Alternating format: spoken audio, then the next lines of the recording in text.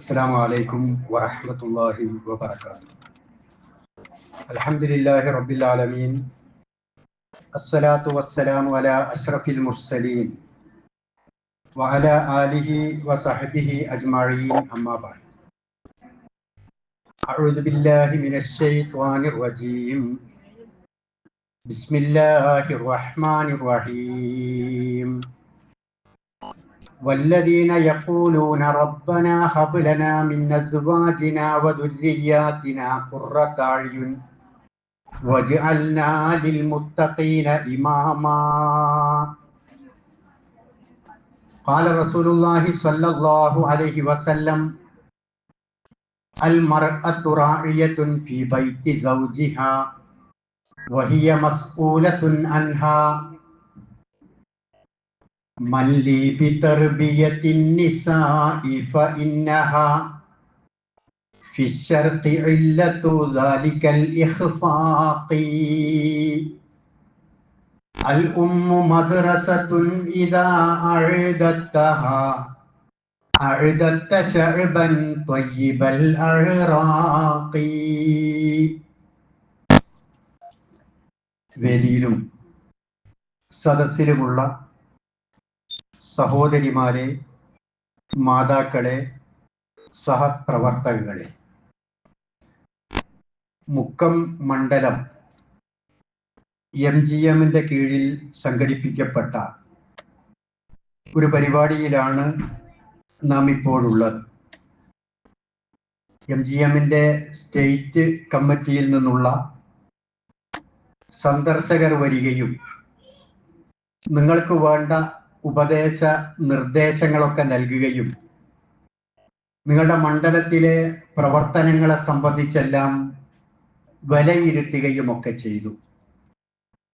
ഇനി നമുക്ക് ഈ സമയത്ത് ചർച്ച ചെയ്യുവാനുള്ളത് കുടുംബം, കുടുംബിനി എന്ന വിഷയവുമായി ബന്ധപ്പെട്ടതുകൊണ്ടാണ്.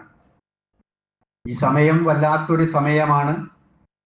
12:40 ഇനി അങ്ങോട്ടുള്ള സമയം നമ്മെ ഏറെ പ്രയാസപ്പെടുത്തുന്ന സമയമാണ്. കാരണം ആരുടെയും മുഖ്യ വിഷയം പണ്ടൊരു രാഷ്ട്രീയ പ്രാസംഗികൻ പറഞ്ഞതുപോലെ ഈ പ്രദേശത്തിന്റെ വികസനമാണ്. അപ്പൊ അതുകൊണ്ട് തന്നെ വളരെ പ്രയാസപ്പെടുന്ന ഈ സമയത്ത് ആ പ്രദേശത്തിന്റെ വികസനം ഇൻഷാ അല്ലാഹ് ഒരു മണിക്കൂറൊക്കെ കഴിഞ്ഞതിന് ശേഷമാക്കാം. ഇനി അതിന് ശേഷമാണെങ്കിലും ചില പ്രശ്നങ്ങളുണ്ട്. അഥവാ പിന്നെ ഭക്ഷണം കഴിഞ്ഞതിന് ശേഷമുള്ള ആ വിശ്രമത്തിന്റെ സമയത്തും കുറെയൊക്കെ കണ്ണ് മാടിപ്പോകുന്ന ഒരു സമയവുമായിരിക്കും. ഏതായിരുന്നാലും ഈ സമയം അല്ലാഹു സുബ്ഹാനഹു വ തആല നമ്മിൽ നിന്ന് ഖബൂൽ ചെയ്യുമാറാകട്ടെ. കൊടുക്കുന്നോ? ഇങ്ങോട്ട് കേൾക്കുന്നുണ്ടോ? ഇല്ലല്ലോ. നമ്മൾ പറയുന്നത് പുറത്തേക്കും കേൾക്കുന്നില്ലല്ലോ. ഇന്ന് തുടങ്ങല്ലേ. നമ്മൾ ഈ കേൾക്കുന്നതും പറയുന്നതുമെല്ലാം അല്ലാഹു സുബ്ഹാനഹു വ തആല ഖബൂൽ ചെയ്യുമാറാകട്ടെ. അതുപോലെ തന്നെ മാലാഖമാരുടെ അനുഗ്രഹീതമായ, അവരുടെ സാന്നിധ്യത്താൽ അനുഗ്രഹീതമായ ഒരു സദസ്സാണ് ദീനിന്റെ സദസ്സ് എന്ന് നമുക്കറിയാം. ആ സാന്നിധ്യത്തിന്റെ അനുഗ്രഹീതയിൽ പങ്കാളികളാവാൻ ഭാഗ്യം ലഭിച്ചിട്ടുള്ള നമുക്ക് അത് ഉപകാരപ്പെടുന്ന രൂപത്തിൽ പ്രായോഗിക ജീവിതത്തിൽ വിനിയോഗിക്കുവാനും കഴിയുമാറാവട്ടെ. സാമൂഹ്യ ജീവിതത്തിലെ ഏറ്റവും ചെറിയ ഒരു യൂണിറ്റാണ് കുടുംബം എന്ന് നമുക്കറിയാം. കുടുംബ ജീവിതത്തിലൂടെ സമാധാനവും ശാന്തിയും ആഹ്ലാദവുമെല്ലാം ഉണ്ടായിത്തീരണമെന്നാണ്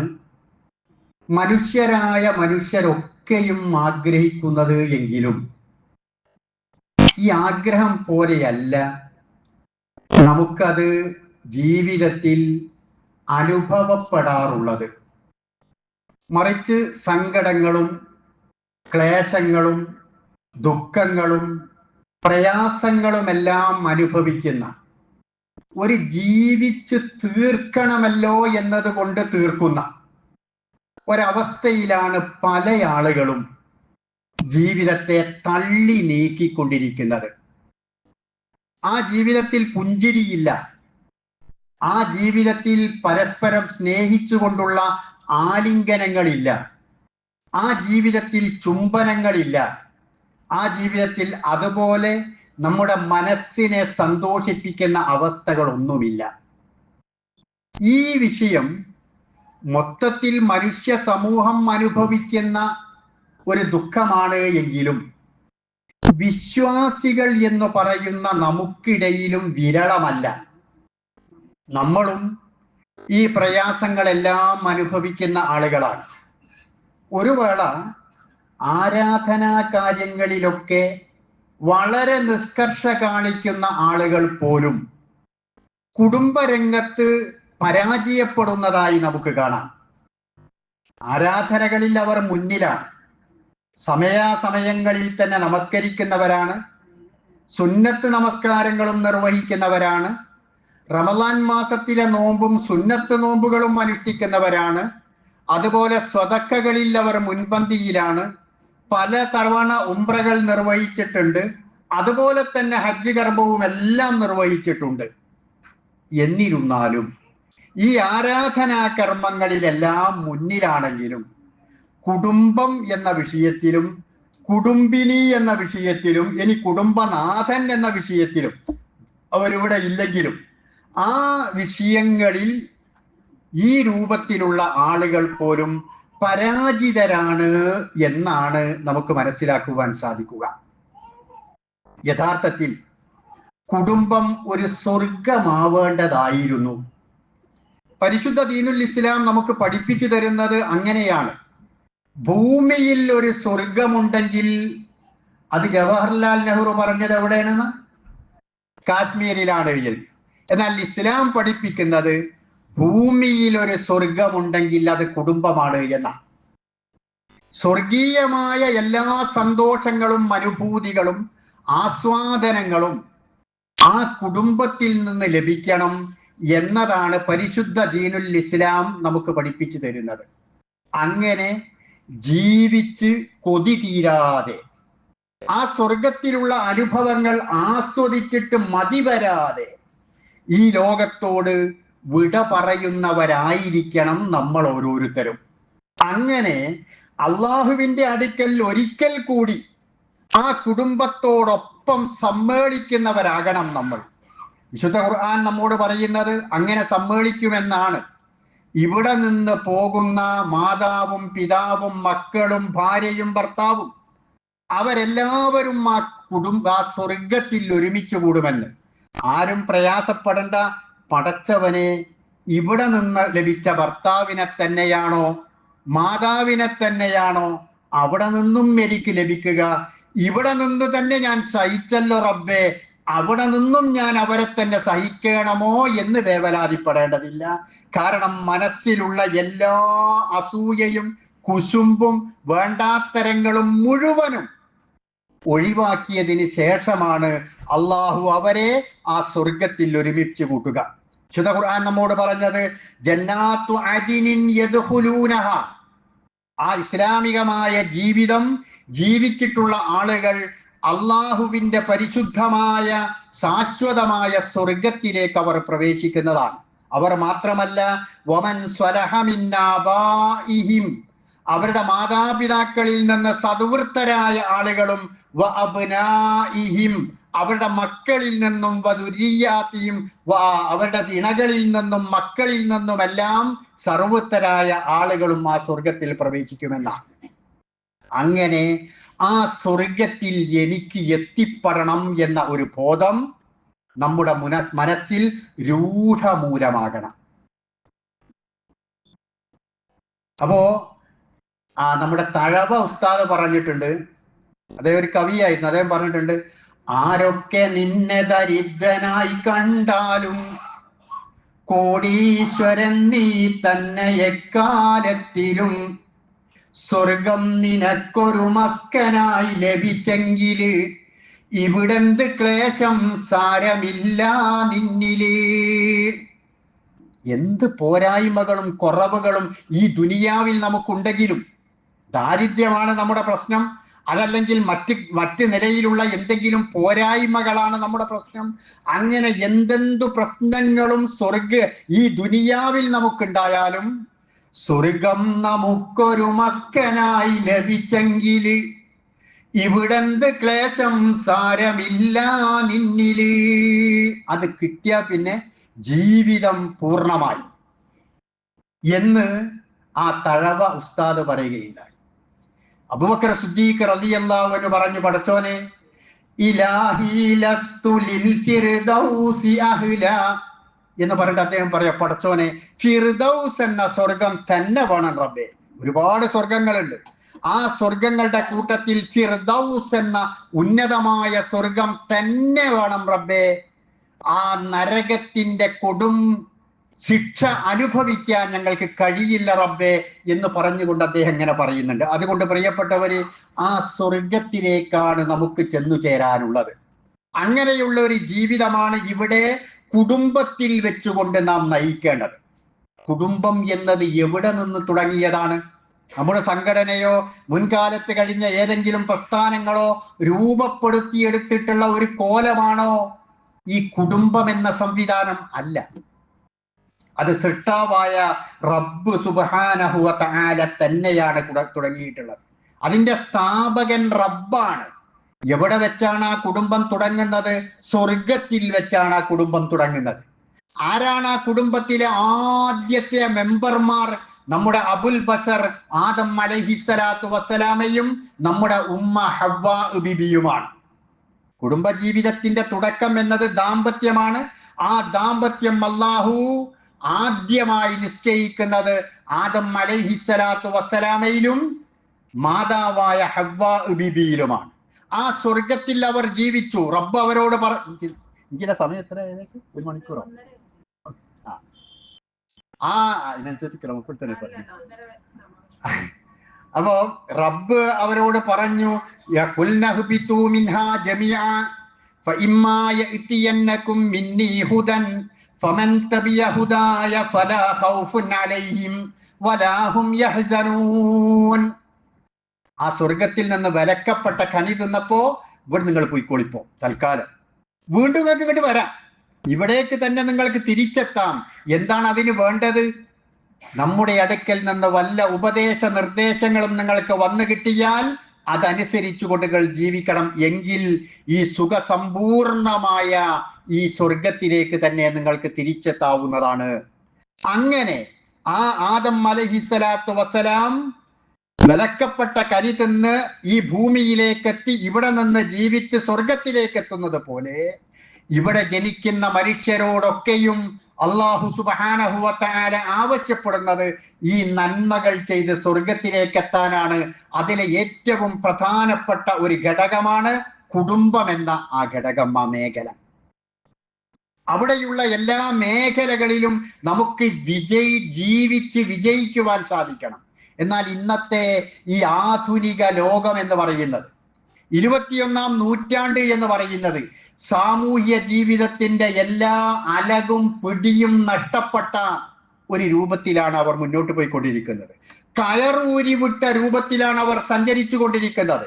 ധാർമ്മികതകളോ മൂല്യങ്ങളോ ഒന്നും തന്നെ ഇല്ലാത്ത, പരസ്പരമുള്ള ബന്ധങ്ങളെയൊന്നും വിലവെക്കാത്ത, അങ്ങനെ ബന്ധങ്ങളുടെ ആവശ്യമില്ല എന്ന് പ്രഖ്യാപിക്കുന്ന രൂപത്തിലാണ് അവർ മുന്നോട്ട് പോയിക്കൊണ്ടിരിക്കുന്നത്. ഇവിടെ മാതാപിതാക്കൾ എന്ന ബന്ധങ്ങൾ വേണ്ട, ഭാര്യ ഭർത്താവ് എന്ന ബന്ധം വേണ്ട, പരസ്പരം ഇണചേരുന്നതിൽ പോലും അങ്ങനെയുള്ള യാതൊരു ബന്ധങ്ങൾ വേണ്ട എന്ന രൂപത്തിൽ വിവാഹം എന്നതൊക്കെ ആരോ നിശ്ചയിച്ച ചില കടമ്പകളാണ്, ജീവിതത്തിലെ പ്രയാസമാണത്. അതുകൊണ്ട് ആ ഒരവസ്ഥ വേണ്ടതുണ്ടോ എന്ന് നമ്മൾ ചില കുട്ടികളൊക്കെ ഈരടികൾ, സിനിമകളിലെ ഈരടികൾ അവർ പാടാറുണ്ട്. പാറി നടക്കും പറവകളൊന്നും വേളി കഴിക്കാറില്ല, കൂടെയുറങ്ങാൻ നേരെ ചാറ്റും താലിയുമൊന്നും വേണ്ട, കട്ടിലും വേണ്ട കുട്ടികളും താരാട്ടും ഇനി വേണ്ട, കൂടെയുറങ്ങി മടുത്താൽ പിന്നെ ഗുഡ് ബൈ ചൊല്ലി പിരിയാം. ഇത്ര ബന്ധമേയുള്ളൂ ഭാര്യാഭർത്ത് ബന്ധത്തിന്. അവസാനം മടുത്തു എന്ന് തോന്നുകയാണെങ്കിൽ പിരിഞ്ഞു പോകാം, അത്ര മാത്രമേയുള്ളൂ എന്ന് തോന്നുന്ന പറയുന്ന ഒരു കാലഘട്ടത്തിലാണ് നാം ജീവിച്ചുകൊണ്ടിരിക്കുന്നത്. ഇന്നത്തെ ഈ ചിന്താഗതി ആ ഭാഗത്തേക്ക് ഞാൻ പ്രവേശിക്കുന്നില്ല.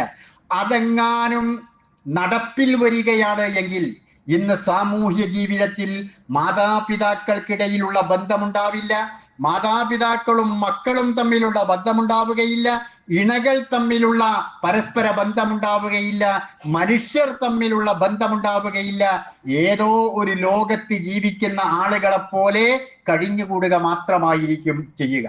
അവരുടെ പ്രധാന ജോലി എന്ന് പറയുന്നത് നമ്മൾ ഇപ്പോൾ ചർച്ച ചെയ്യുന്ന ഈ കുടുംബം എന്ന സംവിധാനത്തെ തകർക്കുക എന്നതാണ്. എല്ലാ മേഖലകളിൽ നിന്നും കുടുംബം എന്ന സംവിധാനം ഉണ്ടാകരുത്, അതിനെ തകർക്കാനാണ് ഇന്ന് നിരീശ്വര നിർമ്മതവാദികൾ, ലിബറസ്റ്റ് ചിന്താഗതിക്കാർ, ജെൻഡർ ന്യൂട്രൽ ചിന്താഗതിക്കാർ, അതുപോലെയുള്ള എല്ലാ ആളുകളും ശ്രമിച്ചുകൊണ്ടിരിക്കുന്നത്. ഈ ഒരു കുടുംബ സംവിധാനത്തെ തകർക്കണം, എങ്കിലേ അവർ പറയുന്ന കാര്യങ്ങൾ സമൂഹത്തിലേക്ക് നടപ്പിലാക്കാൻ സാധിക്കുകയുള്ളൂ. എല്ലാവർക്കും ഒരേ വേഷം, പ്രകൃതിയിൽ ആണ് പെണ്ണ് എന്ന വ്യത്യാസമില്ല. എല്ലാവർക്കും ഒരേ നിയമങ്ങളും ഒരേ കാര്യങ്ങളും പ്രകൃതി തന്നെ നിശ്ചയിച്ച, അഥവാ നമ്മുടെ വിശ്വാസത്താൽ റബ്ബ് തന്നെ നിശ്ചയിച്ച കാര്യമാണ്. ആണ് പെണ്ണ് എന്ന രണ്ട് വർഗം അത് ലോകത്തിന്റെ തുടക്കം തൊട്ടേയുള്ളതാണ്. ഇവിടെയും ഒരുപാട് വിഷയങ്ങളിൽ, ചില വിഷയങ്ങളിലൊക്കെ അത് ഒന്നാക്കാൻ നമുക്ക് കഴിഞ്ഞാലും ഒരുപാട് വിഷയങ്ങളിൽ ഒരേ രൂപത്തിലാക്കി തീർക്കാൻ സാധിക്കുകയില്ല. ഇപ്പൊ നമ്മളൊക്കെ രാവിലെ നേരം വെളുത്ത പല ആളുകളെയും ജോലി എന്താ? ലാബ് ടെക്നീഷ്യന്മാരുടെ അടുക്കൽ പോകണം, ടെസ്റ്റ് നടത്തണം, BP, ഷുഗർ. ഇപ്പൊ PSC ആണ്. ഇപ്പൊ എന്താ പണി ചോദിച്ചാൽ PSC കിട്ടിയിട്ടുണ്ട്. എന്താ PSC കിട്ടിയത്? Pressure, sugar, cholesterol, PSC. അതാണ് രാവിലെ തന്നെ ടെസ്റ്റ് ചെയ്യാൻ വേണ്ടി പോകലാണ്. അവിടെ ഈ ടെസ്റ്റ് ചെയ്യുന്ന നമ്മൾ ആ ലിസ്റ്റ് കിട്ടുന്ന സമയത്ത് റിസൾട്ട് കിട്ടുമ്പോൾ അതിലുണ്ട് മെയില്, ഫീമെയില്. മെയിലിന് ഒരു റിസൾട്ടാണ്, രൂപമാണ്. പ്രഷറിന് എത്രയാണ് അളവ്, ഷുഗറിന് എത്രയാണ് അളവ്, ഫീമെയിലിന് വേറെയാണ്. അതുപോലെ ഓരോ വിഷയങ്ങളിലും, ടെസ്റ്റ് ചെയ്യുന്ന വിഷയങ്ങളിൽ പോലും എന്തുകൊണ്ടാണ് അത്? ജനിതകമായി തന്നെ ആണും പെണ്ണും രണ്ടാണ്, രണ്ട് സ്വഭാവമാണ്, രണ്ട് രീതിയാണ്, രണ്ട് സംസ്കാരമാണ്.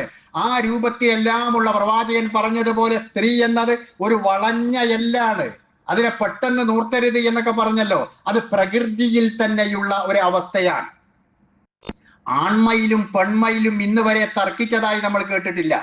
ആൺമയിലാണ് പീലി വിടർത്താറുള്ളത്, എനിക്ക് പീലി തന്നിട്ടില്ല, അതുകൊണ്ട് ഞാൻ ഇവിടെ സമരം ചെയ്യുകയാണെന്ന് പറഞ്ഞിട്ടില്ല. കാരണം അതാണ് അതിന്റെ പ്രകൃതി. സിംഹങ്ങൾ ആൺസിംഹവും പെൺസിംഹവും, ആൺസിംഹത്തിനാണ് ജടകളുള്ളത്, പെൺസിംഹത്തിന് അതില്ല. അതിന്റെ പേരിൽ അവർ തർക്കിച്ചിട്ടില്ല. പ്രകൃതിയിൽ ഓരോ ജീവജാലങ്ങളും അങ്ങനെ തന്നെയാണ്, മനുഷ്യരും അതുപോലെ തന്നെയാണ്. എന്നാൽ ഈ വ്യത്യാസങ്ങളൊന്നും വേണ്ടതില്ല. കോമൺ ബാത്റൂം മതി, കോമൺ ഹോസ്റ്റൽ മതി, ബസ്സുകളിലൊന്നും സീറ്റ് റിസർവേഷൻ വേണ്ട, അതുപോലെ ട്രെയിനുകളിൽ വേണ്ട, ഒക്കെ ഒന്ന് തന്നെ മതി എന്ന ചിന്താഗതിയാണ് ഇന്ന് വളർന്നു വരുന്നത്. ഇത് ഒരു വ്യത്യാസവുമില്ല എന്നത് വേഷത്തിന് വേണ്ടി സമരം ചെയ്ത സ്കൂളുകൾ നമ്മൾ കണ്ടിട്ടുണ്ട്, ഒരു വേഷം ഒന്നാക്കി തീർത്തതിന്റെ പേരിൽ. പക്ഷേ നമ്മളെ ആളുകളും പറയുന്നു വേണ്ട, ഒന്ന് തന്നെ മതി, ഒരേ രൂപത്തിൽ തന്നെ മതി, എന്തിനാണ് ഈ തലമറക്കുന്നത് എന്നൊക്കെ ചോദിക്കാറുണ്ട്. എന്നാൽ തല മറക്കാതിരിക്കുക എന്നത് ഒരു ഫാഷനായി കാണുന്ന ആളുകൾ ഏതെങ്കിലും രൂപത്തിൽ അത് ഗുണകരമാണ് എന്ന് പറയുന്ന ഒരു പരീക്ഷണമോ ഒരു സാഹിത്യ മേഖലയിലുള്ള പഠനമോ സമർപ്പിച്ചിട്ടില്ല എന്ന് മാത്രമല്ല, തല മറക്കണം എന്നാണ് ഒരുപാട് മേഖലകളിൽ സാമൂഹ്യ രംഗത്ത് പറഞ്ഞുകൊണ്ടിരിക്കുന്നത്. അപ്പൊ നിങ്ങൾ പ്രശസ്തമായ ഹോട്ടലുകളിൽ കയറി നോക്കൂ, അവിടെ എയർ ക്യാപ്പ് വെച്ചതായി നമ്മൾക്ക് കാണാം. കാരണം സപ്ലയർമാരായ ആളുകൾ അവിടെ തൊപ്പിടാറില്ലേ? എന്തിനാണത്? മുടി അവരുടെ ഭക്ഷണത്തിലോ അവർ സപ്ലൈ ചെയ്യുന്ന സമയത്തോ ഭക്ഷണത്തിലാവാതിരിക്കാൻ വേണ്ടിയിട്ടാണ്. ഭക്ഷണം ഉണ്ടാക്കുന്ന ആളുകളും അങ്ങനെ ചെയ്യാറുണ്ട്. എന്തിനാണത്? ഈ പറഞ്ഞ രൂപത്തിൽ മുടി വളരെ അപകടം പറ്റുന്ന, ഭക്ഷണത്തിലൊക്കെ കുടുങ്ങിയാൽ അപകടം പറ്റുന്ന ഉണ്ടാക്കുന്ന ഒരു സാധനമാണ്. ഇനി അത് ആ മുടി മറച്ചു വെച്ചിട്ടില്ല എങ്കിൽ നമുക്കറിയാലോ, ബസ്സിലൊക്കെ യാത്ര ചെയ്യുന്ന സമയത്ത് എത്രയെത്ര പുരുഷന്മാരാണ് അപരാജിതകൾ എന്നൊക്കെ പറഞ്ഞ് ആളുകൾ പല മേഖലകളിലും പറയുന്നുണ്ട്. എങ്കിലും എത്രയെത്ര പുരുഷന്മാരാണ് പുറകിലുള്ളവരാണ്, പുരുഷന്മാരായാലും സ്ത്രീകളായാലും, ഈ അഴിച്ചിട്ട മുടിയുടെ വിഷമം അനുഭവിക്കുന്നത്. പാറിക്കളിക്കുന്ന മുടി അവരുടെ ശരീരത്തിലേക്ക് വരുന്നു, അതിൽ നിന്ന് ഉതിർന്നു വീടുന്ന മുടികൾ അങ്ങോട്ട് വരുന്നു. അപ്പൊ എന്തുകൊണ്ടും ദോഷം തന്നെയാണ്. പക്ഷെ അത് മറക്കണം എന്ന് പറഞ്ഞത് അത് മുസ്ലിങ്ങളായി പോയി എന്നതിന്റെ പേരിലാണ് അവിടെ പ്രയാസമുള്ളത്. കന്യാസ്ത്രീകൾ മറക്കുന്നതിന് ഒരു കുഴപ്പമില്ല, അവർ സ്ഥിരമായി മറച്ചുകൊണ്ടാണ് നടക്കുന്നത്. അവിടെ ഭീതിയില്ല. ആ തല മറച്ചിട്ടുള്ള ഒരു പ്രിൻസിപ്പൽ തന്നെയാണ് ഒരു കുട്ടിയോട് പറഞ്ഞത്, ഇത് കണ്ടിട്ട് എനിക്ക് പേടി തോന്നുന്നു എന്ന്. ഇത് കണ്ടിട്ട്, ഈ തല മറച്ചത് കണ്ടിട്ട് പേടി തോന്നുന്നു എന്ന് പറഞ്ഞത് തല മറച്ച ഒരു ടീച്ചർ തന്നെയാണ്. അപ്പോ ഇത് പറഞ്ഞത് നമ്മളായിപ്പോയി എന്നതുകൊണ്ടാണ് ഈ പ്രശ്നം. അതുകൊണ്ട് ഈ ഒരു സംവിധാനത്തെ തകർക്കുവാനാണ് ഇവിടെ ഭൗതികവാദികൾ ശ്രമിച്ചുകൊണ്ടിരിക്കുന്നത്. അത് ഒരിക്കലും അനുവദിച്ചുകൂടാ എന്നതുകൊണ്ടാണ് പല നിലക്ക് ഈ രംഗത്ത് നമ്മൾ ഇടപെട്ടുകൊണ്ടിരിക്കുന്നത്. ഈ രംഗത്ത് ഈ ഒരു കാര്യം മാത്രമല്ല, ഇതിനു മുമ്പ് നമ്മുടെ വീടുകളിലൊക്കെ കുടുംബം സ്വർഗ കവാടം എന്ന് പറഞ്ഞൊരു പരിപാടി നടന്നിരുന്നു. നിങ്ങളെ വീടുകളിലൊക്കെ നടന്നിട്ടുണ്ടോ എന്ന് അറിയില്ല. നടന്നവർ അതിൻ്റെ എന്തെന്നില്ലാത്ത ആഹ്ലാദം പങ്കുവെക്കുന്നവരായിരിക്കും. ഒരു വീട്ടിൽ എത്ര അംഗങ്ങൾ? 3 ആളാണോ? 3 ആള്. 4 ആണെങ്കിൽ 4 ആള്. ആ വീട്ടിൽ ഒരു കുട്ടി ഉണ്ടെങ്കിൽ ആ കുട്ടി ഒരു ഖിറാഅത്ത്, ഒരു ഖുർആൻ പാരായണം ചെയ്യുന്നു. അതുപോലെ ആ പിതാവ് അധ്യക്ഷം വഹിക്കുന്ന ഒരു സ്വാഗത പ്രസംഗം. വീട്ടിലുള്ള ബാപ്പ തന്നെ, ഉമ്മയും ബാക്കി കുട്ടികളും അതിൽ പറഞ്ഞ ചില കാര്യങ്ങളുണ്ട്, ചർച്ച ചെയ്യുന്നു. സ്റ്റേറ്റ് കമ്മിറ്റിയുടെ കീഴിലുള്ള ഒരു ഡിസ്കഷൻ ഉണ്ടായിരുന്നു, അത് കേൾപ്പിക്കുന്നു. ടിവിയിലൂടെയോ ഫോണിലൂടെയോ അത് കേൾപ്പിക്കുന്നു. എന്തെന്നില്ലാത്ത ഒരു നല്ല അനുഭവമായിരുന്നു ഓരോ കുടുംബങ്ങളിലും. അത് നടന്നവർക്കറിയാം. ഇങ്ങനെയുള്ളത് ഇടക്കിടക്ക് നടത്തണം എന്ന് മിക്കവാറും കുടുംബങ്ങളിലുള്ള ആളുകൾ ആവശ്യപ്പെട്ടിട്ടുണ്ടായിരുന്നു. ഓരോ കുടുംബങ്ങളിലും. ഇപ്പോ എൻ്റെ നാട്ടിലുള്ള ഷക്കീലൊക്കെ ഇവിടെ ഉണ്ട്. ആ വീട്ടിൽ അവിടെയൊക്കെ കൃത്യമായ ആ പരിപാടികൾ 90% വീടുകളിൽ നടന്നു. അപ്പോ ആ രൂപത്തിലുള്ള ആ പരിപാടിയുടെ ഫലം നമ്മൾ അനുഭവിച്ചു. അതിനുശേഷം ഒരു സ്നേഹസ്മിതം എന്ന പേരിൽ ഒരു പരിപാടി നടന്നു. ഇതൊക്കെ നമ്മൾ എന്തിനാ നടത്തിയത്? ഞാൻ നേരത്തെ പറഞ്ഞതുപോലെ ഇത് തകർക്കാനാണ് എല്ലാവരും ശ്രമിച്ചുകൊണ്ടിരിക്കുന്നത്. തകർക്കാൻ പാടില്ല, തകർന്നു പോകാൻ പാടില്ല, നിലനിർത്തണം എന്നതുകൊണ്ടാണ് ഇതൊക്കെ പ്ലാൻ ചെയ്ത് നമ്മുടെ സ്റ്റേറ്റ് കമ്മിറ്റി പ്ലാൻ ചെയ്ത് യൂണിറ്റുകളിലേക്ക് സർക്കുലർ അയക്കുന്നത്. സ്നേഹസ്മിതം പരിപാടി നടന്നു. ആരായിരുന്നു? യൂണിറ്റുകളിലുള്ള മുഴുവൻ കുടുംബങ്ങളും ഒന്നിച്ചുകൂടി. ആദ്യം ഓരോ കുടുംബങ്ങളും ഒരുമിച്ച് കൂടി, പിന്നെ യൂണിറ്റിലുള്ള കുടുംബങ്ങൾ എല്ലാവരും ഒന്നിച്ചുകൂടി. പ്രത്യേകം പരിപാടികൾ. അന്ന് സാധാരണ പോലെ യൂണിറ്റ് സെക്രട്ടറി അല്ല സ്വാഗതം പറഞ്ഞത്, പ്രസിഡന്റ് അല്ല അധ്യക്ഷം വഹിച്ചത്. ആ പ്രദേശത്തുള്ള പ്രായം ചെന്ന പുരുഷന്മാരും സ്ത്രീകളും അവരാണ് വേദിയിൽ ഉണ്ടായിരുന്നത്. എല്ലാവരും ഒന്നാണ്, ഒറ്റക്കെട്ടാണ്, ഒരേ മനസ്സാണ്. പ്രായം ചെന്ന ആളുകളെ അവരെ ആ സമയത്ത് ആദരിച്ചു, പല ആളുകളെയും ആദരിച്ചു. കാരണം അവർ ത്യാഗം സഹിച്ചവരാണ്. ഈ പ്രസ്ഥാനം നിലവിൽ വന്നത് മുതൽ ഒരുപാട് പ്രയാസങ്ങൾ അനുഭവിച്ചവരാണ്. അവരിൽ ചില ആളുകൾ അവരുടെ അനുഭവങ്ങൾ പങ്കുവെച്ചു. ഇന്ന് നമുക്ക് എന്തെങ്കിലും പ്രശ്നമുണ്ടോ മുജാഹിദായി ജീവിക്കാൻ, തൗഹീദ് പറയാൻ? എന്തെങ്കിലും പ്രശ്നങ്ങളോ പ്രതിസന്ധികളോ ഉണ്ടോ? ഒരു പ്രശ്നവുമില്ല. എവിടെയും നമുക്ക് പരിപാടി നടത്താം. എന്നാൽ പണ്ട് അങ്ങനെയല്ല. അത് അനുഭവിച്ച ആളുകൾ നമ്മുടെ കൂട്ടത്തിൽ ഒരുപാട് ആളുകളുണ്ട്. ആ ആളുകളിൽ 1-2 ആളുകൾ അവരുടെ ആ പ്രശ്നങ്ങളൊക്കെ പറഞ്ഞു. നമ്മുടെ കുട്ടികൾ, ആ സദസ്സിലുള്ള കുട്ടികൾ അടക്കമുള്ള ആളുകൾ എല്ലാവരും അത് കേട്ടു. അതുപോലെ സ്റ്റേറ്റ് കമ്മിറ്റിയുടെ കീഴിലുള്ള ആ ചർച്ച അവരെല്ലാവരും കേട്ടു. ഇതെല്ലാം കേട്ട് പരസ്പരം പങ്കുവെച്ച് അതിൽ ഇടക്കിടക്ക നമ്മുടെ കുടുംബ സംവിധാനത്തെക്കുറിച്ചുള്ള ഗാനവും അങ്ങനെയൊക്കെയുള്ള കാര്യങ്ങൾ എന്തൊന്നില്ലാത്ത ഒരു അനുഭവമായിരുന്നു ആ സ്നേഹസ്മിതം പരിപാടി. ഇനി നമ്മൾ ഏപ്രിൽ 5-ന് കോഴിക്കോട് കടപ്പുറത്ത് ഇതിന്റെ എല്ലാം സമാപനം നടക്കുന്നുണ്ട്.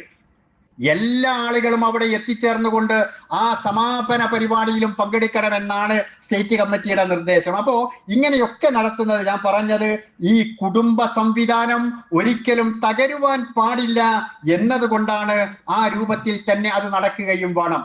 നിങ്ങൾക്കറിയുമോ, അള്ളാഹുവിന്റെ അടുക്കലേക്ക് നമ്മുടെ പ്രവർത്തനങ്ങൾ ഉയർത്തപ്പെടുന്നുണ്ട്. അത് പല സമയങ്ങളിൽ പല സന്ദർഭങ്ങളിലുണ്ട്. ഷഅബാൻ മാസം, ഈ മാസം ഷഅബാൻ മാസം നമ്മുടെ പ്രവർത്തനങ്ങൾ അള്ളാഹുവിലേക്ക് ഉയർത്തപ്പെടുന്ന ഒരു മാസമാണ്.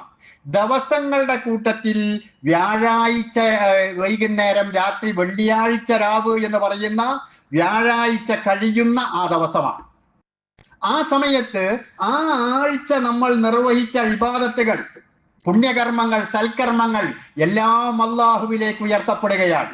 ഈ ഉയർത്തപ്പെടുന്ന സമയത്ത് ആകാശത്തിലേക്ക് നമ്മുടെ പ്രവർത്തനങ്ങൾ എത്തുമ്പോ കുടുംബ ബന്ധം ചേർക്കാത്തവനാണെങ്കിൽ, മാതാപിതാക്കളോട് പിണങ്ങി നിൽക്കുന്നവർ, അവരോടുള്ള ഉത്തരവാദിത്തം നിർവഹിക്കാത്തവർ, അതുപോലെ മക്കളോടുള്ള ഉത്തരവാദിത്തം നിർവഹിക്കാത്തവർ, രക്തബന്ധത്തിൽപ്പെട്ട ആളുകൾ തെറ്റി നിൽക്കുന്നവർ, അങ്ങനെയൊക്കെയുള്ള ഒരുപാട് കുടുംബരംഗത്തുള്ള തകർച്ചകളുണ്ട്.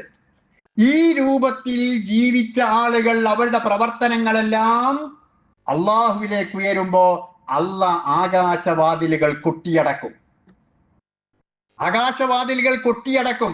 ആ പ്രവർത്തനങ്ങൾ അങ്ങോട്ട് കയറൂല, താഴോട്ട് തന്നെ വലിച്ചെറിയും. അള്ളാഹ് സ്വീകരിക്കൂല. നമ്മളെ നിസ്കാരം അല്ല സ്വീകരിച്ചില്ല, ഒരാഴ്ചത്തെ നിസ്കാരം അല്ല സ്വീകരിച്ചില്ല, ആ ഇടയ്ക്ക് നമ്മൾ നോറ്റിട്ടുള്ള നോമ്പല്ല സ്വീകരിച്ചില്ല. ഒരുപാട് ദാനധർമ്മങ്ങൾ, ഇപ്പോ നമ്മളെ ചുറ്റുപാടുകളിൽ ഒരുപാട് പരിപാടികൾ നടക്കുന്നുണ്ട്. മതപരമായ പരിപാടികൾ, സാമൂഹ്യമായ പരിപാടികൾ, അങ്ങനെ ഒരു നമ്മളാൽ കഴിയുന്ന വിധത്തിലുള്ള സ്വർണം ഊരിക്കൊടുക്കുന്ന ആളുകളുണ്ട്. അതുപോലെ ലക്ഷങ്ങൾ സംഭാവന ചെയ്യുന്ന ആളുകളുണ്ട്. അപ്പൊ പുന്നക്കൽ നടക്കുന്ന പരിപാടി, എന്റെ നാട്ടിൽ പുത്തൂരിൽ തുടങ്ങിയിട്ടുള്ള ഒരു പരിപാടി, ഇതിനൊക്കെ ആളുകൾ സ്വർണ്ണാഭരണങ്ങൾ ഊരിക്കൊടുക്കുന്നുണ്ട്. അതുപോലെ കഴിവിനേക്കാൾ അപ്പുറം അവർ ദാനധർമ്മങ്ങൾ ചെയ്യുന്നുണ്ട്, സ്ത്രീകളടക്കം. എന്നാൽ ഈ ചെയ്യുന്നതൊന്നും അല്ലാഹ് സ്വീകരിക്കുന്നില്ല ഒരൊറ്റ ആഴ്ചയിലും. എന്താ കാരണം? കുടുംബബന്ധം മുറിച്ചവരാണ്. കുടുംബബന്ധം മുറിച്ചവരാണ്. നാളെ അള്ളാന്റെ മുമ്പിലെത്തുന്ന സമയത്ത് അള്ളാഹു എങ്ങനെയെങ്കിലും ഒരു മനുഷ്യനെ സ്വർഗത്തിലേക്ക് എത്തിക്കാൻ കഴിയുമോ എന്നാണ് നോക്കുന്നത്. എങ്ങനെയെങ്കിലും. അതിനു വേണ്ടിയിട്ട് അവിടുന്ന് സ്വർഗത്ത് പോകാനുള്ള പല വഴികൾ, നിങ്ങളുടെ നന്മകൾക്ക് ഒന്നിന് 10 ഇരട്ടി, അവിടുന്ന് അങ്ങോട്ട് നമ്മള് പഴയ ഉമ്മമാർ പറയുന്നത് പോലെ 70,000 അല്ല, എന്നിട്ട് വൈല അൽആഫിൻ കസീറ, എന്നിട്ട് അള്ളാഹ് പറഞ്ഞത് അതിനേക്കാൾ ഇരട്ടിന്ന. ഇതൊക്കെ തന്നത് നമുക്ക് സ്വർഗത്തിലേക്ക് എങ്ങനെയെങ്കിലും എത്തിക്കണം എന്ന് റബ്ബിന്റെ കാരുണ്യമുള്ളത് കൊണ്ടാണ്.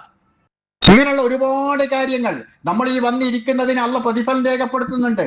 നമസ്കാരത്തിന്റെ പള്ളിയിലേക്ക് പോകുമ്പോൾ പ്രതിഫലം രേഖപ്പെടുത്തുന്നുണ്ട്. രോഗമാകുമ്പോൾ ക്ഷമിക്കുമ്പോൾ പ്രതിഫലം രേഖപ്പെടുത്തുന്നുണ്ട്. ഇങ്ങനെ നമ്മൾ വിചാരിക്കാത്ത വിധത്തിൽ നന്മകൾ പ്രവർത്തിച്ച് സ്വർഗത്തിലെത്താൻ അള്ളാഹ് സൗകര്യമൊരുക്കി. അങ്ങനെ നമ്മൾ മത്സരത്തിലെത്തി വിചാരണ നേരിടുകയാണ്. ആ സമയത്ത് ഇപ്പറഞ്ഞതെല്ലാം ഉണ്ട്, പക്ഷേ കുടുംബ ബന്ധം നേരെയല്ല. വാപ്പാനോട് തെറ്റിക്കുകയാണ്, അല്ലെങ്കിൽ ഉമ്മാനോട് അകന്നി നിൽക്കുകയാണ്, അല്ലെങ്കിൽ അവരെ പീഡിപ്പിക്കുകയാണ്. ഭാര്യ ഭർത്താക്കന്മാർ തമ്മിൽ നല്ല രൂപത്തിലല്ല, അയൽക്കാർ തമ്മിൽ, അയൽപക്കത്തുള്ള കുടുംബ ബന്ധങ്ങൾ തമ്മിൽ ചർച്ചയിലല്ല.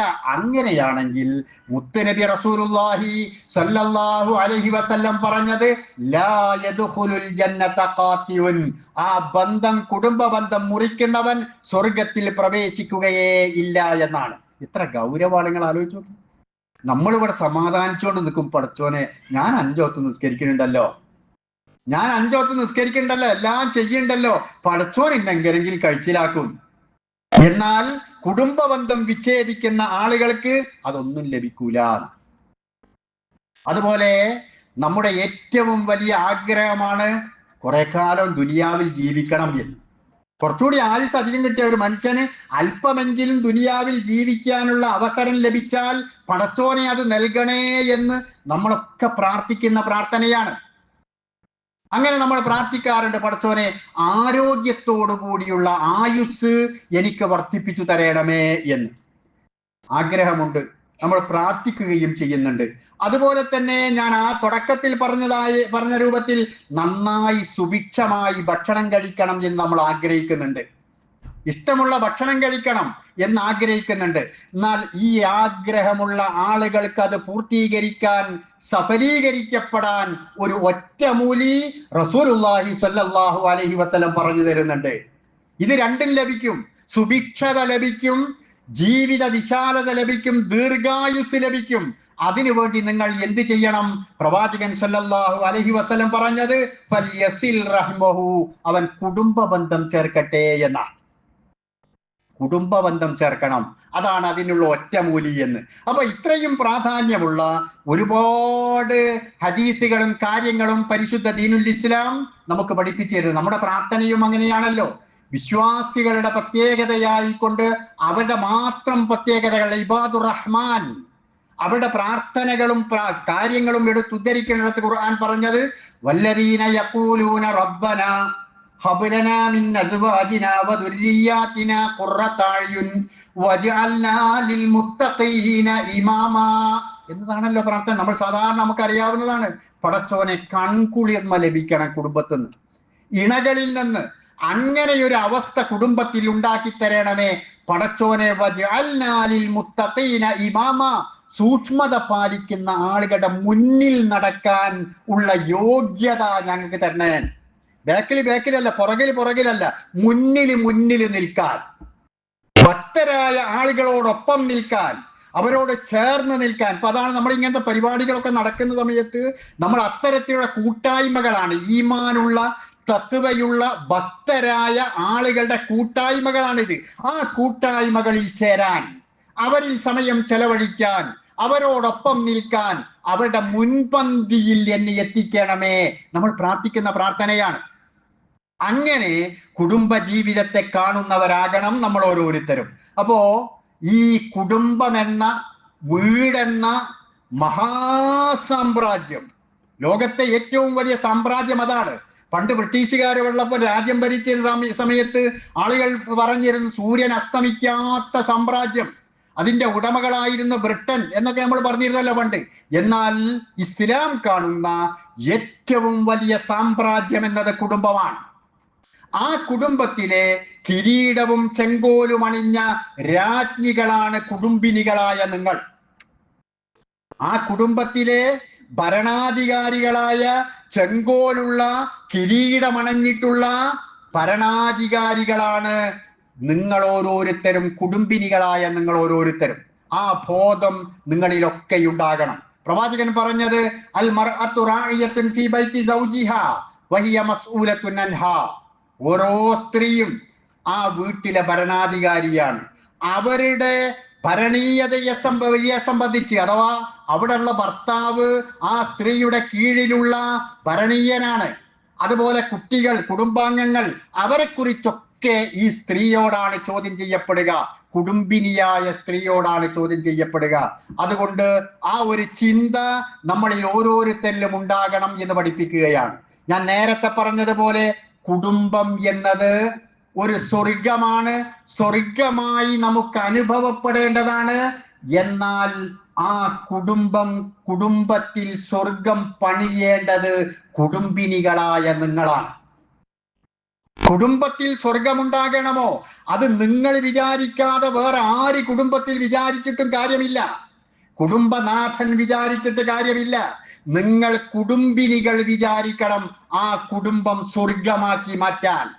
ആ കുടുംബത്തിലുള്ള ചിട്ടവട്ടങ്ങൾ, ആ കുടുംബത്തിലുള്ള സംസ്കാരങ്ങൾ, ആ കുടുംബത്തിലുള്ള ദീനീപരമായ ചിട്ടകൾ, അതെല്ലാം തന്നെ ഈ പറഞ്ഞ രൂപത്തിൽ അനുഭവപ്പെടാൻ മുന്നിൽ നിൽക്കേണ്ടത്, പ്രാവർത്തികമാക്കാൻ വേണ്ടി ശ്രമിക്കേണ്ടത് ആ വീട്ടിലെ കുടുംബിനികളായ നിങ്ങൾ ഓരോരുത്തരുമാണ് എന്നാണ് പരിശുദ്ധ ദീനുൽ ഇസ്ലാം നമുക്ക് പഠിപ്പിച്ചു തരുന്നത്.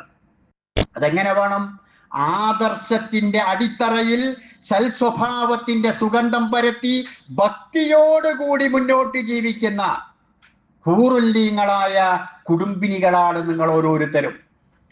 ആദർശത്തിന്റെ സുഗന്ധം പരത്തി അതേ രൂപത്തിൽ തന്നെ ഭക്തിയോടുകൂടി മുന്നോട്ട് നീങ്ങുന്ന കുടുംബത്തിലെ അംഗങ്ങളാണ് നിങ്ങൾ ഓരോരുത്തരും. ഒന്നാമതായി ആദർശമുണ്ടാകണം. ആദർശത്തോടു കൂടി ഒന്നിക്കാൻ വേണ്ടി കഴിയണം. ഇപ്പോ നമ്മൾ വൈവാഹിക ജീവിതത്തിലേക്കാണല്ലോ അതിന്റെ അടിത്തറ, ഫൗണ്ടേഷൻ എന്ന് പറയുന്നത്. അവിടെ ആദർശത്തോട് കൂടിയിട്ടുള്ള ഒരു ബന്ധമുണ്ടാകണം. ഈ പറഞ്ഞ കാര്യം സാധിക്കണമെങ്കിൽ, അതല്ലെങ്കിൽ കുടുംബത്തിലേക്ക് വരുന്ന ആളുകൾ, പിന്നെ ഇന്ന് വിഷയത്തിൽ നമുക്ക് പറയാൻ പറ്റുമോ എന്നറിയില്ല, ആ രൂപത്തിൽ ആളുകൾ പറഞ്ഞത് കൊണ്ട് ചിന്തിക്കുമോ എന്നറിയില്ല. വിവാഹിതരാകുന്ന പുരുഷന്മാരെക്കാൾ അധികം ഇന്ന് സ്ത്രീകളാണ് ഡിമാൻഡുകൾ വെക്കുന്നത് എന്നാണ്, പെൺകുട്ടികളാണ് എന്നാണ്.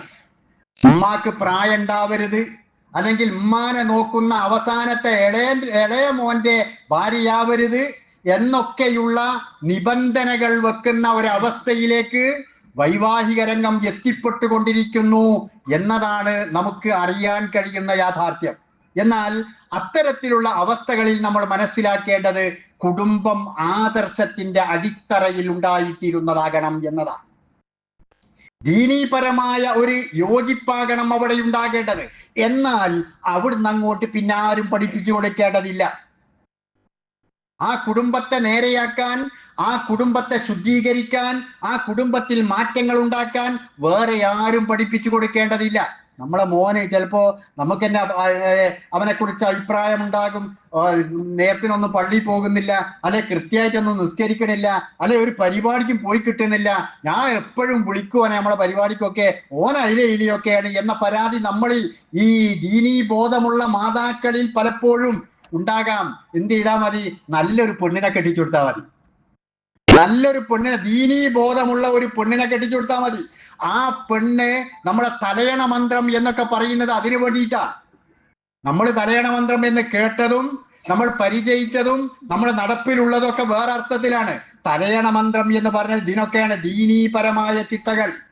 ആ ചിട്ടകൾ പ്രാവർത്തികമാക്കാൻ, കുടുംബത്തിൽ ഉണ്ടാക്കാൻ, രാവിലെ സുബൈക്ക് ഭർത്താവിനെ പള്ളിയിലേക്ക് പോകാൻ വിളിച്ചുണർത്താൻ, തമാശക്ക് ഇനി അഥവാ എഴുന്നേക്കാത്ത ഭർത്താവിന്റെ മുഖത്തേക്ക് പോയി അല്പം വെള്ളം കുടയാൻ, അതുപോലെ ഭർത്താവിന്റെ കൂടെ അല്പം പേർക്ക് പള്ളിക്ക് പോകാനൊക്കെ ആയ മക്കളെയും ആ സമയത്ത് തന്നെ വിളിച്ചുണർത്താൻ, അങ്ങനെ ഒരു വിളക്കായി മാറണം കുടുംബിനികളായ ആളുകൾ. അങ്ങനെയുള്ള ഒരു പെണ്ണിനെ കെട്ടിച്ചു കൊടുത്താൽ ഏത് ദുഷിച്ച കുട്ടികളും നന്നായി തീരും, ആൺകുട്ടികളും. അപ്പൊ അങ്ങനെയുള്ള ഒരു അടിത്തറയിൽ സ്ത്രീകൾ കുടുംബജീവിതത്തിന്റെ നായകത്വം ഏറ്റെടുത്തുകൊണ്ട് മുന്നോട്ട് വരണം. ഉമ്മു സുലൈം റളിയല്ലാഹു തആല അൻഹയെ കുറിച്ച് നമ്മൾ കേട്ടിട്ടുണ്ട്. അനസ് റളിയല്ലാഹു അൻഹുവിന്റെ ഉമ്മ, ആ ഭർത്താവ് മരണപ്പെട്ടു പോയിട്ടുണ്ട്, പക്ഷേ ചെറുപ്പക്കാരിയാണ്. വേറൊരു വിവാഹത്തിന് വേണ്ടി അന്വേഷണവുമായി ഒരുപാട് ആളുകൾ നടക്കുന്നുണ്ട്. ആ കൂട്ടത്തിൽ തൽഹ റളിയല്ലാഹു അൻഹു അന്വേഷണത്തിന് വേണ്ടി വന്നു. തൽഹ സുമുഖനാണ്, ആ നാട്ടിലെ ഏറ്റവും വലിയ പ്രതാപിയാണ്, പ്രമാണിയാണ്, ധനാഢ്യനാണ്, എല്ലാം കൊണ്ടും യോജിച്ചവനാണ്. തൽഹ റളിയല്ലാഹു അൻഹുവിനെ പോലെയുള്ള ഒരാൾ വിവാഹം അന്വേഷിച്ചു കൊണ്ടുവന്നാൽ ആരും ആ വിവാഹാലോചന തട്ടിക്കളയുകയില്ല. പക്ഷെ അന്ന് തൽഹ റളിയല്ലാഹു അൻഹു മുസ്ലിം ആയിട്ടില്ല. ഉമ്മു സുലൈം റളിയല്ലാഹു തആല അൻഹ മുസ്ലിമാണ്, ആ രൂപത്തിൽ ജീവിക്കുന്നവളാണ്. വിവാഹം അന്വേഷിച്ചു കൊണ്ടുവന്നപ്പോ ഉമ്മു സുലൈം റളിയല്ലാഹു തആല അൻഹ പറഞ്ഞു, നമ്മൾ തമ്മിൽ യോജിക്കൂല. കാരണം പറഞ്ഞത് എന്താ? അൻത റജുലുൻ മുശ്രിക്കുൻ വ അന ഇംറഅത്തുൻ മുസ്ലിമത്തുൻ. ഇതാ കാരണം പറഞ്ഞത്. ഞാനൊരു മുസ്ലിമത്തായ പെണ്ണാണ്, ഇതൊരു മുശ്രിക്കായ ആണുമാണ്, നമ്മൾ തമ്മിൽ യോജിക്കൂല. ശിർക്ക് ചെയ്യുന്ന ആളുകളും തൗഹീദിലൂടെ ജീവിക്കുന്ന ആളുകളും അങ്ങനെ യോജിക്കാൻ പ്രയാസമാണ് എന്ന് പറഞ്ഞു. ഇനി വളരെ ഖേദത്തോടുകൂടി ദുഃഖത്തോടുകൂടി പിന്തിരിഞ്ഞ് നടന്ന ത്വൽഹയെ ഉമ്മു സുലൈം റളിയല്ലാഹു അൻഹ തിരിച്ചു വിളിച്ചുകൊണ്ട് പറഞ്ഞു, നിങ്ങളെപ്പോലെ ഒരാൾ വിവാഹം അന്വേഷിച്ചാൽ ആരും അത് തട്ടിക്കളയുകയില്ല. അന്നൊക്കെ മഹറാണല്ലോ വലിയ പ്രശ്നമായിട്ടുണ്ടായിരുന്നത്.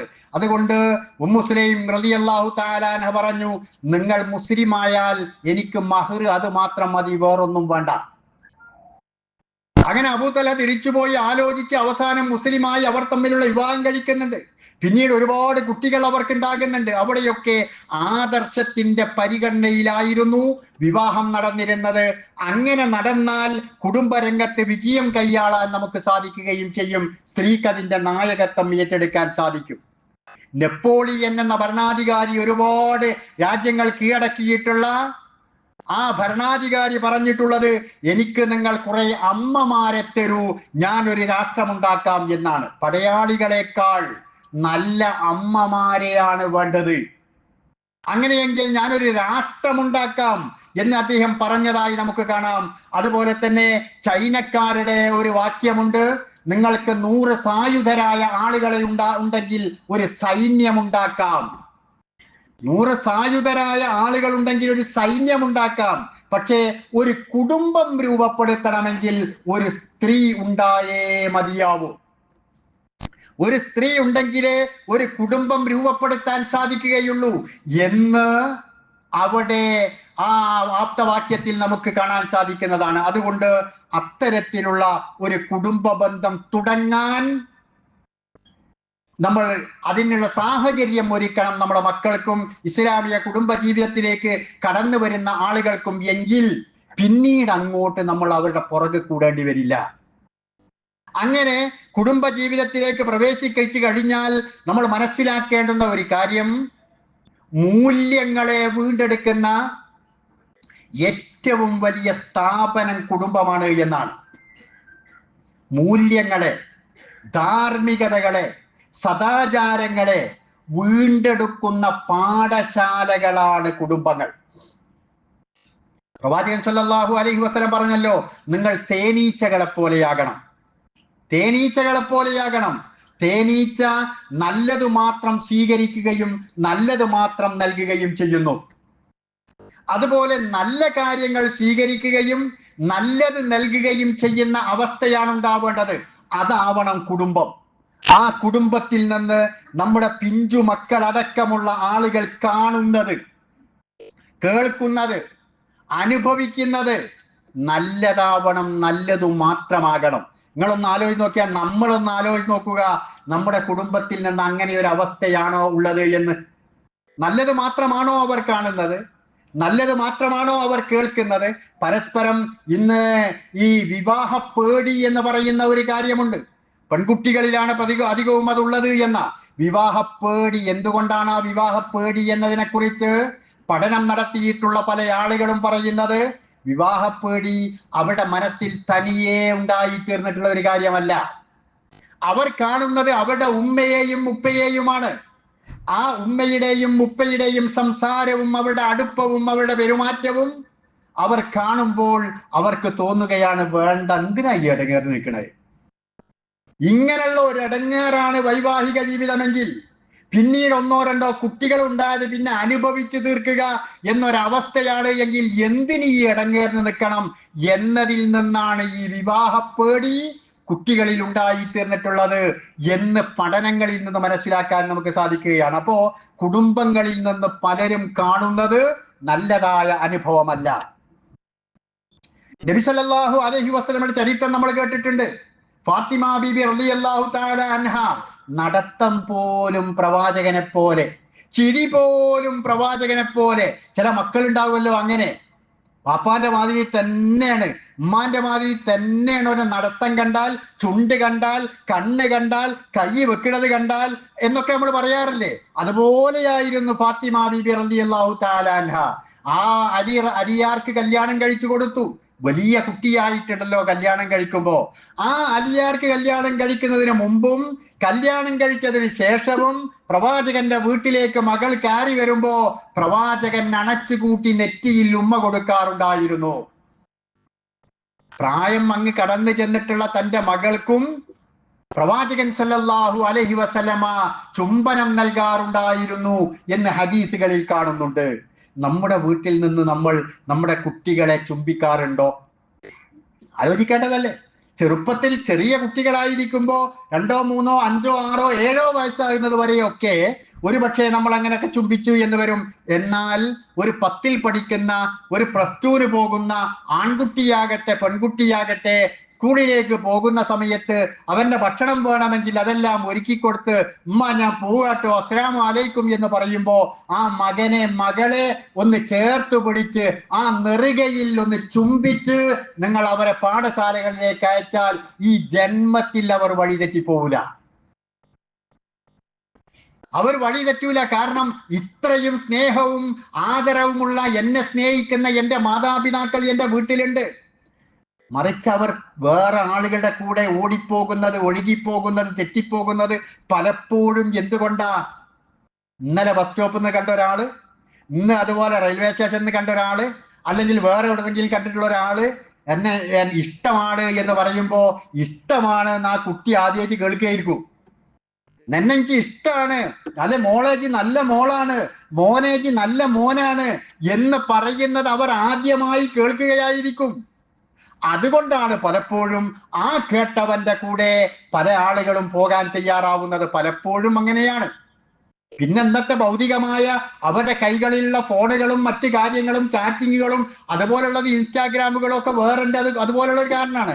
അതിനൊക്കെ ഒരു പരിഹാരമായി സ്വീകരിക്കാവുന്നതാണ് ഈ കുടുംബ നായികയുടെ, അതുപോലെ തന്നെ നായകനായിട്ടുള്ള ആളിന്റെയും ആ പെരുമാറ്റങ്ങളും ആ കുടുംബത്തിലുള്ള പ്രവർത്തനങ്ങളും. അപ്പോ കുടുംബത്തിൽ നിന്ന് മൂല്യങ്ങളെ കണ്ടെത്തുവാൻ സാധിക്കും. അപ്പോ നമ്മളെ ആദരിക്കുന്ന രൂപത്തിലുള്ള, ബഹുമാനിക്കുന്ന രൂപത്തിലുള്ള മക്കൾ വരും, ഉണ്ടായി വരും. നമ്മളൊക്കെ ആഗ്രഹിക്കുന്നത് പടച്ചോനെ ഇന്നല്ലെങ്കിൽ നാളെ മരിക്കും, മരിച്ചാല് എന്റെ മോന് ഇമാം വെക്കണം, അല്ലെങ്കിൽ എന്റെ മോള് വീട്ടിൽ നിന്ന് നിസ്കരിക്കുകയാണെങ്കിൽ എന്റെ മോള് ഇമാം വെക്കണം. കാരണം ഓൽക്കാണ് ആ പ്രാർത്ഥനയ്ക്ക് ഇഖ്ലാസ് ഉണ്ടാവുക, തഖ്വ ഉണ്ടാവുക. അതുകൊണ്ട് അവരൊന്ന് ഇമാം വെക്കണം. നിങ്ങൾ ആലോചിച്ച് നോക്കിയാൽ പ്രായം ചെന്ന ആളുകളുടെ മനസ്സിൽ ഈ പൂതി ഉണ്ടാകും. പക്ഷെ അത് പറയാൻ പറ്റുന്ന അതിലുള്ള എത്ര തക്ബീറുകളാണ്, അതിലുള്ള പ്രാർത്ഥനകൾ, ഫാത്തിഹ, അതുപോലെ തന്നെ സ്വലാത്ത്, അടുത്തുള്ള പ്രാർത്ഥന, ഇതൊക്കെ പറയാൻ പറ്റുന്ന, അതിന്റെ അർത്ഥം അറിയാവുന്ന ഒരു മകൻ നമുക്കുണ്ടോ? പല യൂണിറ്റുകളും SIS ക്ലാസ്സുകളുണ്ട്, നമ്മളെ സ്കൂൾ ഓഫ് ഇസ്ലാമിക് സ്റ്റഡീസ് എന്ന് പറയുന്ന ക്ലാസ്സുകൾ. ആ ക്ലാസ്സുകളിലേക്ക് നമ്മൾ ഈ കുട്ടികളെ പറഞ്ഞേക്കാറുണ്ട് ആഴ്ചയിൽ 1 മണിക്കൂർ. ആഴ്ചയിൽ 1 മണിക്കൂർ. അതിൽ ആദർശമുണ്ട്, സംസ്കാരമുണ്ട്, സ്വഭാവമുണ്ട്, ബാക്കി കാര്യങ്ങളുണ്ട്. ഇങ്ങനെയുള്ള എല്ലാം ഉണ്ട്. അതിലേക്ക് നമ്മൾ പറഞ്ഞയക്കാറുണ്ടോ? അങ്ങനെ ഉണ്ടെങ്കിൽ ഇതൊക്കെ പഠിക്കുകയായിരുന്നു. എന്നിട്ട് അവൻ പ്രാർത്ഥിക്കുന്ന അവിടെ വെച്ചിട്ട് ആദ്യം ഫാത്തിഹ ചൊല്ലി, സലാത്ത് ചൊല്ലി, അല്ലാഹുമ്മ ഗ്ഫിർ ലഹു വർഹംഹു വആഫിഹി എന്ന് പറയുമ്പോ മനസ്സ് വിതുമ്പിക്കൊണ്ടല്ലാതെ, തേങ്ങലടിച്ചുകൊണ്ടല്ലാതെ, ഏങ്ങിക്കൊണ്ടല്ലാതെ നമ്മുടെ മകനോ മകൾക്കോ ആ നമസ്കാരം പൂർത്തീകരിക്കാൻ കഴിയില്ല. ആ രൂപത്തിൽ നമുക്ക് മക്കളുണ്ടോ? ആൺകുട്ടികളുണ്ടോ? പെൺകുട്ടികളുണ്ടോ? നമ്മൾ ഓരോരുത്തരും ആലോചിച്ച് നോക്കേണ്ടതാണ്.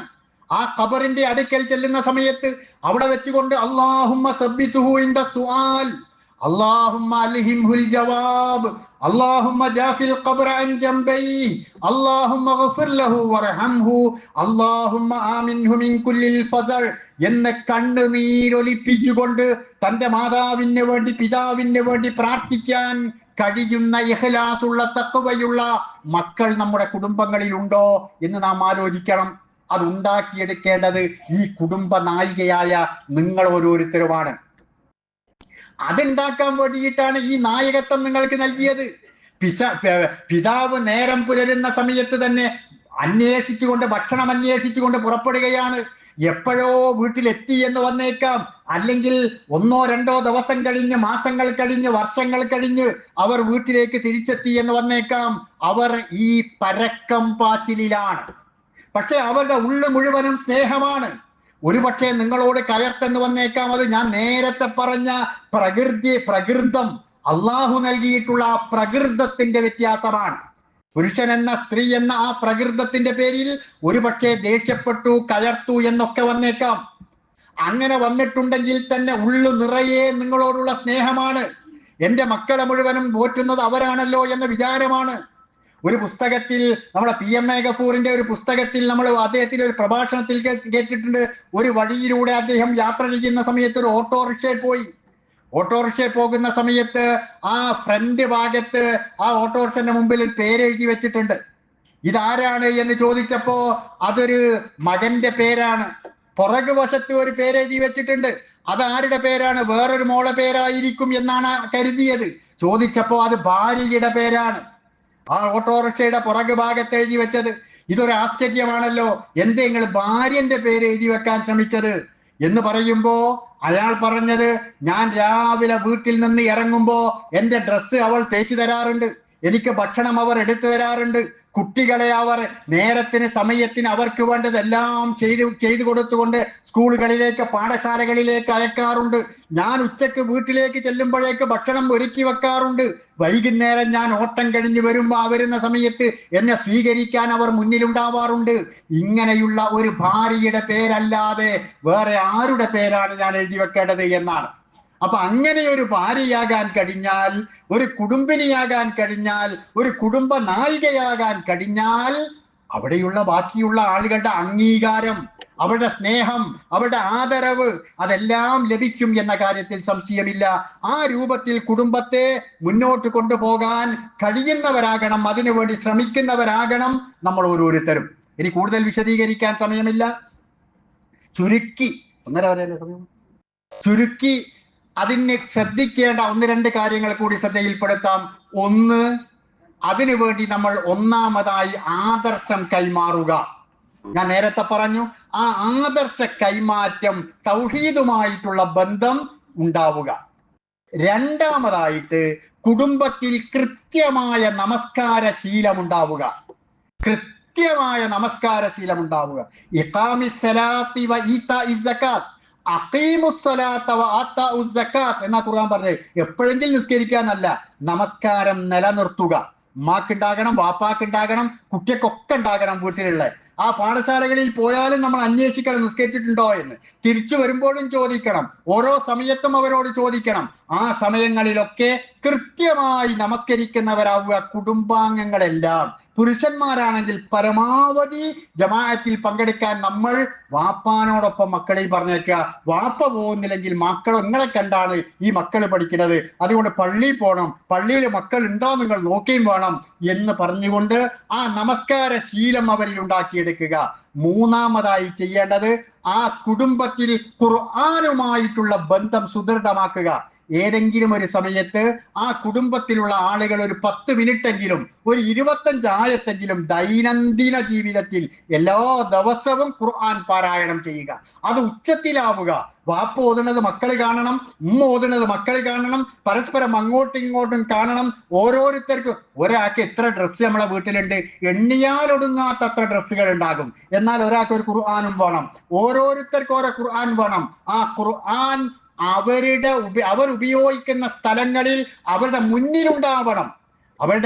അവർ വായിക്കുന്ന മേശയുടെ മുകളിലാണെങ്കിൽ അവിടെ, ഇപ്പൊ ഇമ്മയും കിടക്കുന്നിടത്താണെങ്കിൽ അവിടെ ഓരോരുത്തരുടെയും ഖുർആൻ, അതിൽ നൂലൊക്കെ ഉണ്ടാകും, അടയാളം വെച്ചിട്ട് ഇത്രയാണ് ഓതിയത് എന്ന് അടയാളം വെക്കാനുള്ള ആ ഖുർആൻ അവസാനം കിടക്കാൻ പോകുന്ന സമയത്ത് അന്ന് ഖുർആൻ ഓതിയിട്ടില്ലെങ്കിൽ നമ്മോട് ചോദിക്കണം, ഇന്ന് നീ എന്നെ തൊട്ടിട്ടില്ല, ഇന്ന് നീ എന്നെ ഓതിയിട്ടില്ല, ഇന്ന് ഞാനുമായി ബന്ധം പുലർത്തിയിട്ടില്ല എന്ന ആ ചോദ്യം അത് കാണുമ്പോഴേക്ക് നമ്മുടെ മനസ്സിൽ വരണം. കെട്ടിപ്പൂട്ടി ആരും കാണാത്തോടത്ത് കൊണ്ട് വെക്കല്ല വേണ്ടത്, കാണോടത്ത് വെക്കണം ഓരോരുത്തരും അവരവരുടെ ഖുർആൻ.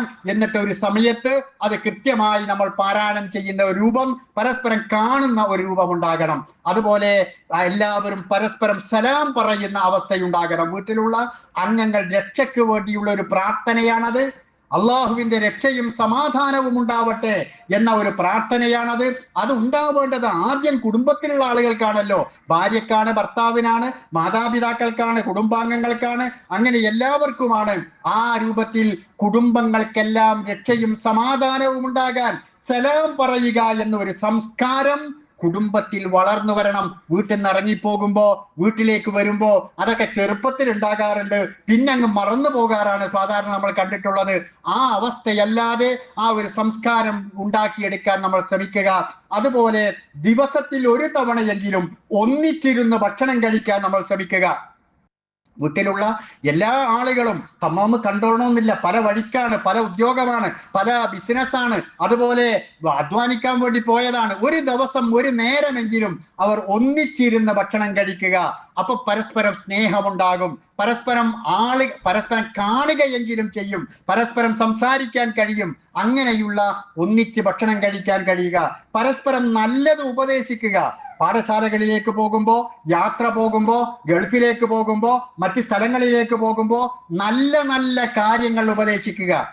അസ്തൗദിയുല്ലാഹ ദീനക്ക വ അമാനത്തക്ക വ ഖവാത്തിമ അമലിക്ക എന്ന് യാത്രയാക്കുമ്പോഴുള്ള പ്രാർത്ഥനല്ലേ ഇത്? നമ്മുടെ ബന്ധപ്പെട്ടവർ പലയിടത്തേക്ക് പോകുന്ന സമയത്ത് അവരോടും പറയേണ്ടതാണ്. ദീനീപരമായ സംരക്ഷണം ഉണ്ടാകണം, എവിടെ പോയാലും മോനെ മോളെ നിസ്കരിക്കണം, അങ്ങനെയുള്ള ആ ഉപദേശങ്ങൾ പരസ്പരം ഉണ്ടാകണം. അതുപോലെ കുടുംബത്തിൽ തന്നെ ഭാര്യയും ഭർത്താവും തമ്മിൽ അവർ പരസ്പരം ഒരുപക്ഷെ തന്റെ ഭർത്താവാകണം തന്റെ മയ്യത്ത് കുളിപ്പിക്കേണ്ടത് എന്ന ആഗ്രഹമുണ്ടെങ്കിൽ ഒരു ഭാര്യയ്ക്ക് ഭർത്താവിനോട് പറയാം, എന്റെ മയ്യത്ത് നിങ്ങൾ കുളിപ്പിക്കണട്ടോ എന്ന് പറഞ്ഞുകൊണ്ട് അവർക്ക് ആ വസിയത്ത് ചെയ്യാം. നേരെ തിരിച്ചും വസിയത്ത് ചെയ്യാം. അതുപോലെ നബി സല്ലല്ലാഹു അലൈഹി വസല്ലമയുടെ വീട്ടിലേക്ക് കയറി വന്നപ്പോ ആയിഷ ബീബി തലവേദനയായി കിടന്ന ഒരു രംഗമുണ്ടല്ലോ. ആയിഷാജി പേടിക്കണ്ട ആയിഷ, ഇനി അഥവാ ജി മരിച്ചാലും ഞാൻ നിന്നെ കുളിപ്പിക്കും, നിനക്ക് വേണ്ടി ഞാൻ മയ്യത്ത് നിസ്കരിക്കും, നിന്നെ ഞാൻ കഫൻ ചെയ്യും, നിന്നെ ഞാൻ തന്നെ മറമാടും, ജി പേടിക്കണ്ട ആയിഷ എന്ന് പറഞ്ഞ് ഒപ്പം നിൽക്കുന്ന ആ രൂപത്തിലുള്ള പരസ്പര ഉപദേശങ്ങൾ പരസ്പരം പങ്കുവെക്കാൻ നമുക്ക് ഓരോരുത്തർക്കും കഴിയുമാറാകണം. പ്രായമായവരെ ആദരിക്കുക, മാതാപിതാക്കളെ എന്നത് നമ്മളിൽ നിന്ന് നമ്മൾ കണ്ടുപഠിക്കണം. നമ്മുടെ ഉമ്മയോ ഉപ്പയോ പ്രായം ചെന്നവരോ വീട്ടിലുണ്ടെങ്കിൽ അവരെ ആദരിക്കുന്നത്, അവരെ ഭക്ഷണം നൽകുന്നത്, അവരെ സ്നേഹിക്കുന്നത്, അവരുടെ ശരീരമൊന്ന് തടവിക്കൊടുക്കുന്നത്, അവർക്കൊന്ന് ഉമ്മ കൊടുക്കുന്നത്, അവരുടെ നഖം മുറിച്ചു കൊടുക്കുന്നത്, അവരെ ഒന്ന് തടവിക്കൊടുക്കുന്നത് നമ്മുടെ മക്കൾ നമ്മളിൽ നിന്ന് കണ്ടാൽ ഒരിക്കലും അവർ, നമ്മൾ മുതിർന്നാൽ നമ്മളെ അവർ കൈവിടുകയില്ല. കാരണം അവർ കണ്ടു പഠിച്ചത് അങ്ങനെയാണ്. ഉമ്മാക്ക് വാപ്പാപ്പന്റെ കാര്യം കഴിഞ്ഞാലേ ഞങ്ങൾ നോക്കാറുണ്ടായിരുന്നുള്ളൂ എന്നാ മക്കൾ കണ്ടാൽ അവരാ പ്രായത്തിലേക്ക് എത്തുമ്പോ തീർച്ചയായും നമ്മളെ നോക്കും. അതുകൊണ്ട് അത്തരത്തിലുള്ള കാര്യങ്ങളും നമ്മൾ ശ്രദ്ധിക്കുക. ഇസ്ലാം എന്നതൊരു സംസ്കാരമാണ്. അതുകൊണ്ട് അതിൽ വേഷവിധാനങ്ങൾ വളരെ പ്രധാനപ്പെട്ടതാണ്. പുരുഷന്മാരും സ്ത്രീകളും അവരുടെ വേഷവിധാനങ്ങളിൽ പരമാവധി ശ്രദ്ധിക്കുവാനും സൂക്ഷിക്കുവാനും ശ്രദ്ധിക്കുക. ഇങ്ങനെയുള്ള കാര്യങ്ങൾ, ഈ പറഞ്ഞതൊക്കെ മണിക്കൂറുകളോളം വിശദീകരിക്കുവാനുള്ളതാണ്. സമയ പരിമിതി മൂലം ഞാൻ അവസാനിപ്പിക്കുകയാണ്. അല്ലാഹു സുബ്ഹാനഹു വ തആല ഞാൻ ആദ്യം പറഞ്ഞതുപോലെ ഇതുവരെ കേട്ടതും പറഞ്ഞതുമെല്ലാം ഒരു സ്വാലിഹായ കർമ്മമായി സ്വീകരിക്കുമാറാകട്ടെ. ഈ പറഞ്ഞതും ഇതിനേക്കാൾ അധികം അതിന്റെ വിശാലമായ വിശദീകരണവും ഉൾക്കൊണ്ടുകൊണ്ട് കുടുംബം ഒരു സ്വർഗമാക്കി മാറ്റുവാനുള്ള സാധ്യതയും സൗഭാഗ്യവും മനസ്സും പടച്ചവനെ ഞങ്ങൾക്കെല്ലാവർക്കും നീ നൽകണമേ റബ്ബേ. അള്ളാഹുവേ, ഞങ്ങളുടെ മക്കളിൽ നിന്ന്, ഞങ്ങളുടെ ഇണകളിൽ നിന്ന്, ഞങ്ങളുടെ മാതാപിതാക്കളിൽ നിന്ന്, കുടുംബത്തിൽ നിന്നെല്ലാം കൺകുളിർമ അനുഭവിക്കുന്ന ആളുകളുടെ കൂട്ടത്തിൽ ഞങ്ങളെ എല്ലാം നീ ഉൾപ്പെടുത്തണമേ തമ്പുരാനെ. മാനുഷികമായി തെറ്റുകുറ്റങ്ങൾ വരുന്നവരാണ് മനുഷ്യൻ. വല്ല തെറ്റുകുറ്റങ്ങളും വന്നു പോയിട്ടുണ്ടെങ്കിൽ നാഥ ഞങ്ങൾക്കെല്ലാവർക്കും നീ പൊറുത്ത് മാപ്പാക്കി തരണമേ റഹ്മാനെ. അള്ളാഹുവേ, നിന്റെ ഫിർദൗസ് എന്ന ഉന്നതമായ സ്വർഗത്തിൽ ഈമാനോട് കൂടി ജീവിച്ച് ഷഹാദത്ത് കലിമ ഉച്ചരിച്ച് ആ ഫിർദൗസ് എന്ന സ്വർഗത്തിൽ പ്രവേശിക്കുവാനുള്ള ഭാഗ്യം ഞങ്ങൾക്കെല്ലാവർക്കും നീ നൽകണമേ റഹ്മാനെ. അല്ലാഹുമ്മ ഗ്ഫിർ ലിൽ മുഅ്മിനീന വൽ മുഅ്മിനാത്ത് المسلمين والمسلمات الأحياء منهم والأموات إنك مجيب الدعوات يا قاضي الحاجات. ربنا آتنا في الدنيا حسنة وفي الآخرة حسنة وقنا عذاب النار. وآخر دعوانا أن